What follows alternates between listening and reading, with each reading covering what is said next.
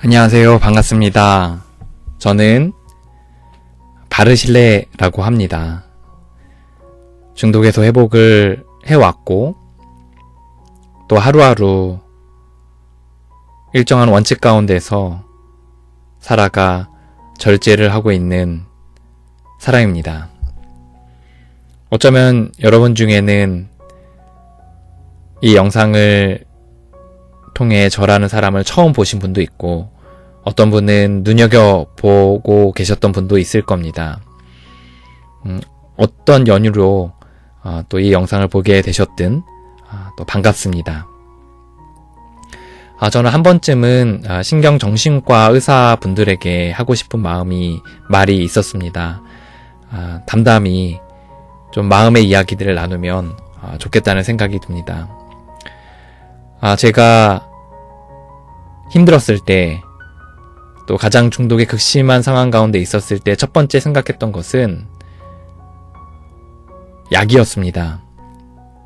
또는 뭔가 처방을 기대했습니다. 그래서 신경정신과를 인터넷에 검색하여서 신촌에 있는 한 신경정신과에 갔습니다. 나름 꽤 인지도가 있고 또 친절하고 따뜻하기로 소문난 곳이었습니다. 저는 그곳에 가서 여러 검사 같은 것도 받고 그리고 내 이야기도 나누고 또 약도 먹었습니다. 글쎄요, 신경정신과 의사분들에게 어떤 매뉴얼 같은 게 있는지 모르겠는데 저에게는 그 분의 행동이 일정히 이렇게 패턴들이 있어 보였습니다. 첫 번째는 검사를 받게 하고, 그래서 그 검사는 설문조사 같은 것들을 하는 거였습니다. 그러니까 설문조사라기보다는 제 상태에 대해서 이것저것을 이제 묻고 이제 체크하는 그런 검사였습니다. 어떤 심리와 마음에 대한 이제 IQ 검사 같이 그런 식으로 검사를 하는 체크들을 했습니다. 그리고 나서 의사 선생님을 만나서 제 이야기들을 나눴죠. 거의 1시간 동안 제 이야기만 나누고 그분은 저에게 그 어떠한 피드백도 하지 아니하고 잘 나눠줘서 고맙다고 얘기하고 약을 줬던, 처방해줬던 것으로 기억합니다. 알다시피 중독자는 성격이 지랄맞은데요. 저는 첫 번째 약을 먹고 나서 또 그 처방받은 약을 몇 주 동안 먹고 나서 전혀 효과가 없다고 느끼고 나서 다시 가서 이 약이 거짓말로 지은 플라시보 효과를 노린 비타민제 아니냐 이런 식으로 따져 물었었습니다. 그때 의사 선생님이 맞다고 이야기하셨고 또 플라시보 효과를 좀 노렸다라고 이야기하는 이야기를 들었습니다. 저는 그렇게 한 것에 대해서 화가 났고 다른 정신과로 또 몇 년이 지나서 옮겨서 다니게 됐던 경험이 있습니다. 그러니까 처음에 검사지를 하고 이야기를 들어주고 또 비타민과 같은 약을 통해 플라시보 효과를 노리고 그리고 나서 다음 처방들이 있는 거 아닌가, 이런 매뉴얼들이 있는 거 아닌가 이런 생각을 해봤습니다. 두 번째 신경정신과는 좀 더 구석에 있는 병원이었고 그것은 제가 처방해 달라는 약들을 처방해 주었습니다. 저는 조금은 센 우울증 약을 처방받아서 먹기 시작했습니다. 거기서는 어떠한 저의 이야기도 나누지 않았고 그저 약을 받아 먹었습니다. 그렇게 많이 효과가 없었고 특히 중독에 대해서 끊는 데는 그다지 도움이 되지는 않았던 것 같습니다. 세 번째 신경정신과는 집 근처의 신경정신과였는데 또 좀 유명한 곳이었습니다. 그곳에서 저의 이야기를 간략하게 나눴을 때 그분은 저에게 몇 가지 또 코멘트들을 하고 나서 또 약을 처방해 주었습니다. 저는 이 신경정신과를 다니면서 제가 감사했던 것들 몇 가지 좀 나눠보려고 합니다. 첫 번째는 내 이야기를 들어준 것에 대해 감사하는 마음이 있습니다. 사실 그 누구에게도 이야기하기 힘든 이야기들이었고 어찌 보면 좀 시시콜콜해서 누군가가 그것을 인내하며 들어주기도 어려운 이야기였을 것인데 그 이야기를 차분히 들어준 또 선생님에게 감사한 마음이 있었습니다.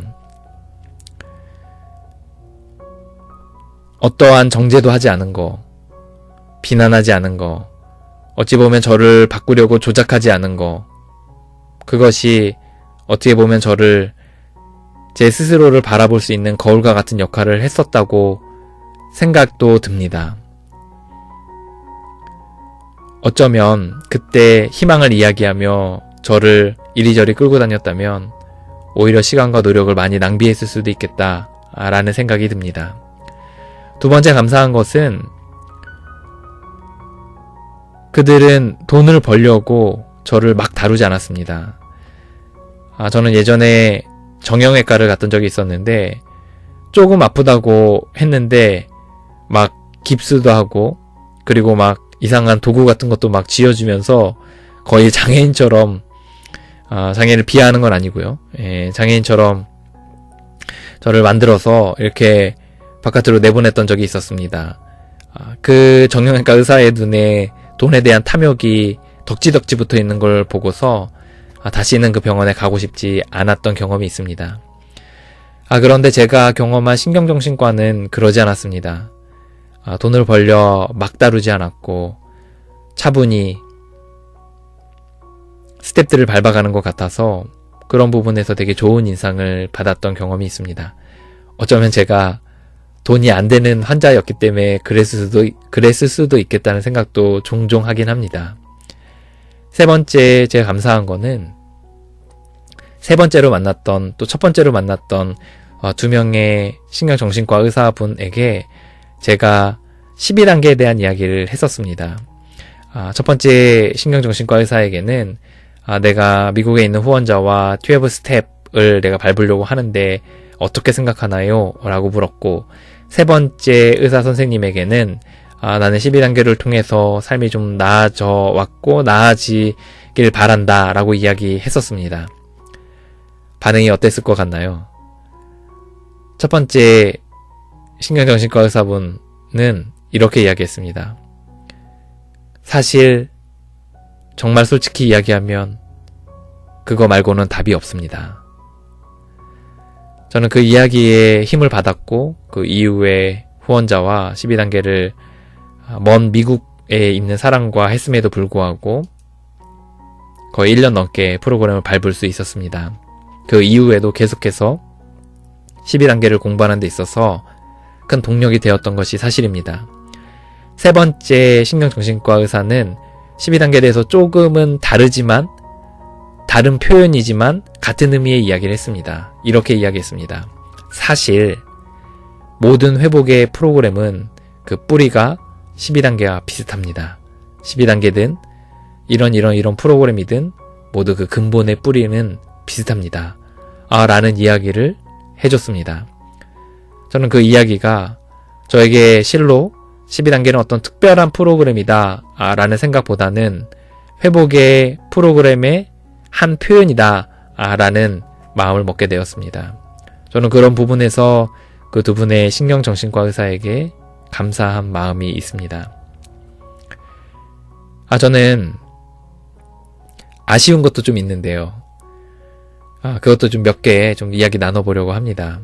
첫 번째는 신경정신과 의사에게 내가 간다면 제가 원하는 건 두 가지입니다. 하나는 내 자신에 대해서 정확하게 좀 진단해 주시고 두 번째는 거기에 대한 올바른 처방에 대한 이야기에 대해서 저는 듣고 싶어서 갔었습니다. 그런데 세 번 다 신경정신과에서 저에게 저의 어떠함에 대해서 진단해주지 못했고 거기에 대해서 바른 대처를 해주지도 못했습니다.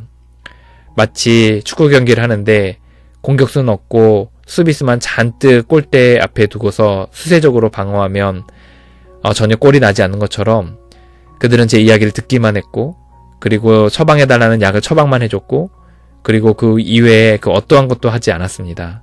그랬기에 저는 제 자신에 대해서 이해하지 못했고 그리고 그 이해를 바탕으로 해서 회복의 길로 나아가지도 못했습니다. 저는 그 세 분의 신경정신과 의사분들에게 아쉬운 것은 저에 대한 어떤 판단에 대해서 제대로 주지 못했다는 겁니다. 아마도 중독에 대한 이해와 정보들이 부족했던 것 같고, 그리고 거기에 대한 해결책 역시 부족했던 것 같습니다. 대충 이런 식이었습니다. 제가 열심히 내 자신에 대해서 연구하고 찾아서 이렇게 가면, 해결책과 내 자신에 대해서 이렇게 찾아서 가면 한두 마디 하는 거죠. 뭐 그것도 비슷해요. 아니면 그거 그렇습니다. 라는 정도 이야기할 뿐이지, 사실 그쪽에서 먼저 저에 대해서 판단해주고 제대로 된 대책에 대해서 이야기해주지 못했다는 겁니다. 저는 그 부분에 있어서 아쉬움이 있습니다. 내 자신에 대해서 좀 더 올바로 판단해주시고 거기에 대해서 올바른 해결책을 내려줬다면 저는 좀 더 회복을 빨리 할 수 있지 않았을까 생각이 듭니다. 알다시피 미국의 또 익명의 중독자 모임의 최초로 만들었던 빌 W라는 사람은 이제 그 실코어즈 박사라는 알코올과 마약의 또 회복에서 하고 있는 병원의 담당자로서 그분의 도움을 많이 받았다고 들었습니다. 그리고 그들을 위해서, 중독자들을 위해서 추천서를 써줬는데 추천서의 핵심은 이거였습니다. 인간의 힘으로 못합니다, 이거. 이거는 우리의 힘으로 할 수 있는 영역을 이미 넘어섰습니다. 그런데 이 사람들은 달라지고 있으니 이 사람들에게 가서 해답을 물어보십시오. 라는 이야기를 해줬다는 겁니다. 저는 그런 부분에 있어서 내 자신을 제대로 평가받지 못했다는 것과, 그리고 거기에 대해서 올바른 대처를 받지 못했다는 것에 대해 많은 아쉬움이 있습니다. 제가 만약에 의사였다면 하면서 생각을 해봤습니다. 우리 정말 정직하게 한번 이야기 나눠봤으면 좋겠습니다. 중독에 대해서 의학에서는 뭐라고 이야기하던가요? 이것은 심리학이나 상담처럼 마찬가지로 중독은 못 고친다고 이야기하지요. 약은 약간의 도움만 줄 수 있을 뿐, 오히려 때로는 약에 의존하게 만들고 약으로는 중독을 못 끊는다는 것은 이미 모든 의사분들이 아시는 바일 겁니다. 그러면 이 땅에서, 이 지구상에서 가장 효율 높은 회복의 프로그램은 무엇입니까? 아시다시피 12스텝, 12단계로 회복하는 것이지요. 만약에 제가 신경정신과 의사였다면 저는 그 두 가지를 이야기하겠습니다. 중독은 못 고친다. 그리고 12단계에 대해서 한번 관심을 가져봐라. 정도 이야기하고, 또 중독에 대한 몇 가지 또 리스트들을 만들고 거기에 비춰서 그 사람이 중독자인지 아닌지에 대해서 좀 판단해주고 거기에 대해서 인정할 수 있도록 도와주는 일 정도를 할 것 같습니다. 사실 신경정신과 의사분들에게 많은 사람들이 도움을 받지요. 그런데 중독은 사실 그다지 많은 혜택을 보기가 어렵습니다. 왜냐하면 이거는 인간적인 힘으로 끊을 수 있는 게 아니고 어떤 스킬이나 어떤 전략이나 방법으로, 의지로 할 수 있는 영역을 이미 넘어섰기 때문입니다. 저는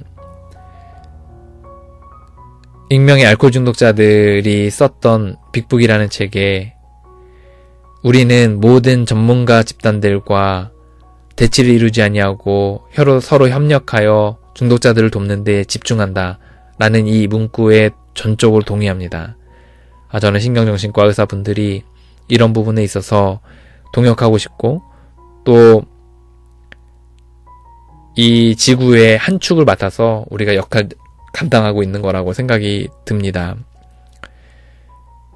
중독에 있어서 때로는 못 고친다 이야기해 주시고, 때로는 12단계에 대한 소개들을 하심으로 그분들이 중독에서 회복되는 일들이 있게 되기를, 내 다리 역할을 해주시기를 또 제안드리는 바입니다. 그 외에 또 약으로 또는 여러 상담으로 도울 수 있는 부분들은 도와서 또 중독 회복에 서포트 역할들을 했으면 하는 마음이 있습니다. 오늘 신경정신과 의사에게 하고픈 말, 오늘 여기까지 하도록 하겠습니다. 늘 그 자리에 서서 이 땅에 아파하는 많은 이들을 돌보시고 계심에 깊이 있게 진심으로 감사합니다.